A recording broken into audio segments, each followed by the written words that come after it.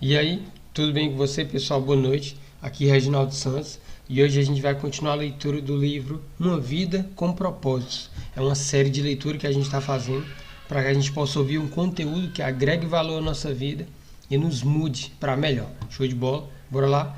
A gente parou, pessoal, bem aqui. Tive que atender uma ligação muito urgente. A gente parou bem aqui, ó, no Jali. Certo? Então a gente vai continuar essa leitura maravilhosa. Eita, tem demais. Vou diminuir um pouco para ficar melhor de visualizar. Vamos lá?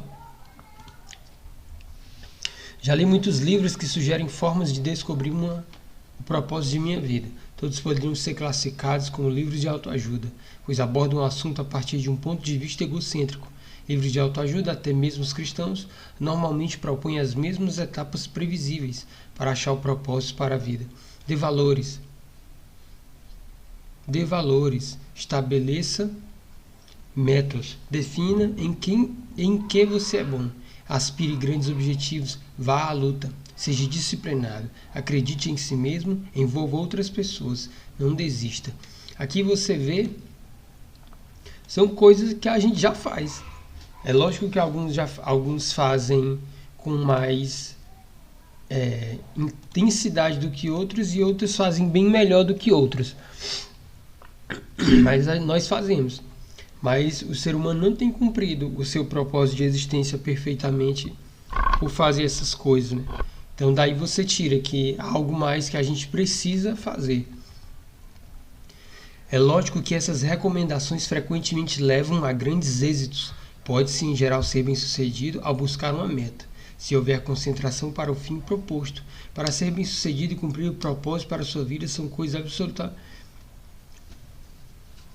Pode-se, em geral, ser bem-sucedido ao buscar uma meta, se houver concentração para o fim proposto. Mas ser bem-sucedido e cumprir o propósito para a sua vida são coisas absolutamente distintas. Você poderia alcançar seus objetivos pessoais, tornando-se um sucesso pelos padrões do mundo, e ainda assim falhar em alcançar os propósitos para os quais Deus o criou. Você precisa de mais do que conselhos de livros de autoajuda. A Bíblia diz: a autoajuda não é em absoluto uma ajuda. Sacrificar-se é a minha forma de você achar a si mesmo seu verdadeiro eu. Essa forma bem aqui de sacrificar-se, que no caso o sentido literal disso aqui vai ser deixar Deus conduzir você, conduzir a sua opinião. É lógico que você vai pensar, você vai raciocinar, mas você vai confiar que o que Deus tem para você é muito melhor do que o que você tem para você mesmo. E Deus não está pedindo para você parar de trabalhar, para você deixar de comprar ações, para você deixar de estudar. Ele só está pedindo para que você perceba que há planos muito maiores do que esses que são bons, mas há planos eternos. Beleza?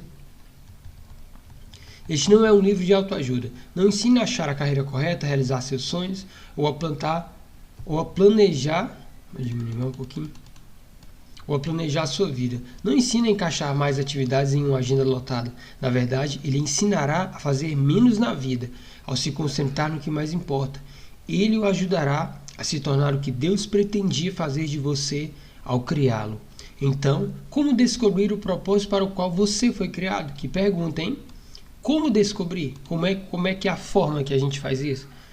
A primeira coisa é a especulação. Essa é a opção escolhida pela maioria das pessoas. Elas conjecturam, supõem, teorizam.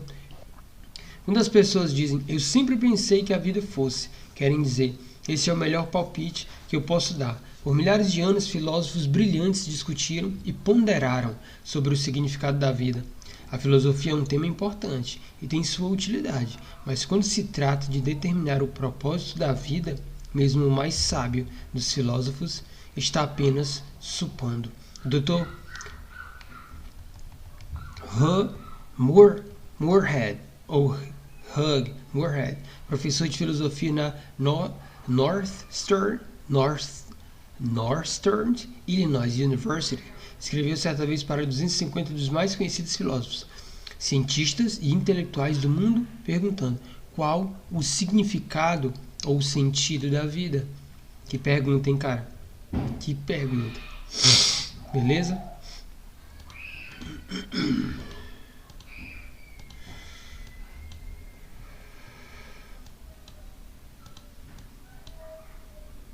Vamos botar aqui. Essa é a pergunta. Então ele publicou suas respostas em um livro. Alguns deram seus melhores palpites. Alguns admitiram ter apenas inventado um propósito para a vida. E outros foram honestos o bastante para dizer que não tinham a menor ideia. Na verdade, vários intelectuais de renome pediram ao professor Moorhead que respondesse caso descobrisse o propósito da vida. Cara, que doideira. Daí você tira onde é que o ser humano está, né? Felizmente, há uma alternativa à especulação sobre o significado e propósito da vida. Trata-se da revelação. Podemos nos voltar para o que Deus revelou sobre a vida em sua palavra, a palavra de Deus, a Bíblia Sagrada. O modo mais fácil de descobrir o propósito de uma invenção é perguntando ao inventor. Descobrir o propósito de sua vida funciona da mesma forma. A mesma forma. Pergunte a Deus.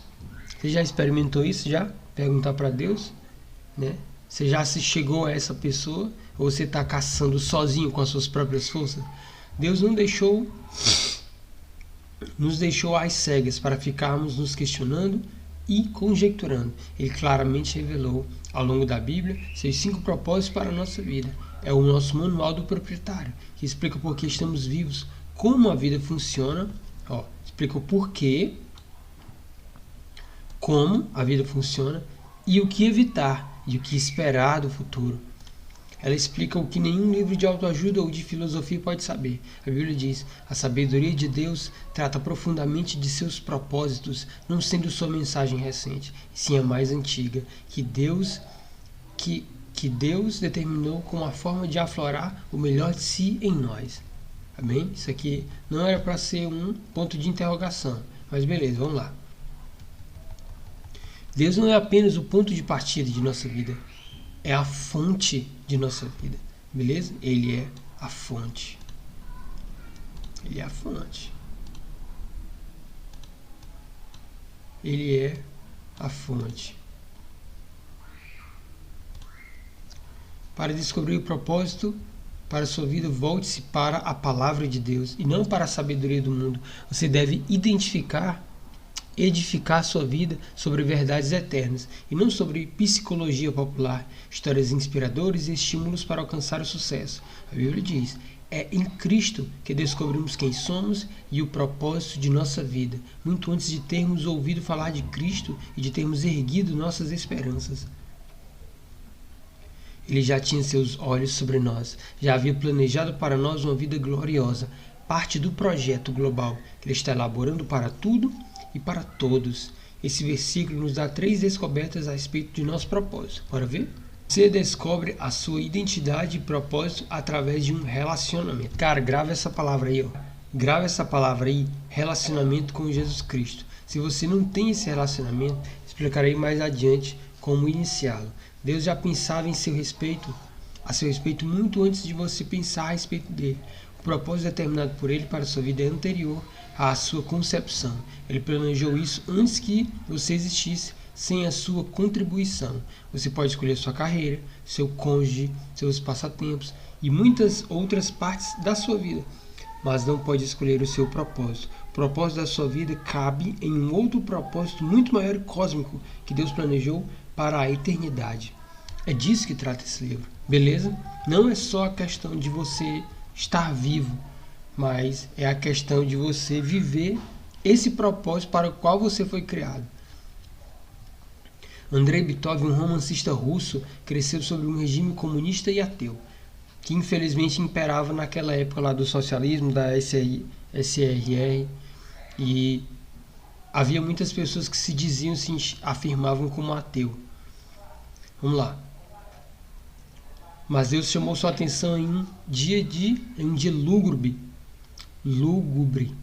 Ele recorda, aos 27 anos de idade, enquanto viajava no metrô de Leningrado, agora São Petersburgo, foi dominado por um desespero tão intenso que a vida pareceu parar de uma vez, anulando completamente o futuro e não deixando nenhum significado. De repente, uma frase apareceu por si só. Sem Deus, a vida não faz sentido. Cara, é isso aí. Sem Deus, a vida não faz sentido. Não faz mesmo não, viu, pessoal? Beleza? Acho que você já experimentou isso por conta própria. Repetindo-a, assombrado, eu passei a frase como uma escola rolante, uma escada. Saí do metrô e caminhei para a luz de Deus. Você deve ter se sentido perdido a respeito do seu propósito na vida. Parabéns, você está prestes a caminhar para a luz. Beleza? Esse foi o nosso primeiro capítulo aqui do livro Uma Vida com Propósitos. E a gente vai encerrar com alguns dos pontos que eles colocaram. A gente viu até lá na introdução de como esse livro funciona. Então diz assim, primeiro dia, pensando sobre o propósito de minha vida. Pensando, cara, é uma coisa que você tem que pensar. Pensando sobre o meu propósito na vida. Um tema para reflexão. A questão não sou eu, beleza? Não é você, cara, a questão não é você. Não é você. Então, vamos tirar o foco da gente e colocar em Deus esse foco. Um versículo para memorizar. Todas as coisas foram criadas nele e nele encontram propósito. Colossenses 1,16, beleza? Uma pergunta para meditar. Apesar de todos os argumentos ao meu redor, como posso lembrar-me de que a vida é, na verdade, viver para Deus e não para mim mesmo? Cara, isso é muito bacana. A vida é, na verdade, viver para Deus e não para mim mesmo. Beleza? A gente encerra por aqui esse primeiro capítulo do livro Uma Vida com Propósitos. Vem mais por aí. Não perde o próximo vídeo. Se inscreve e compartilha. Falou, valeu.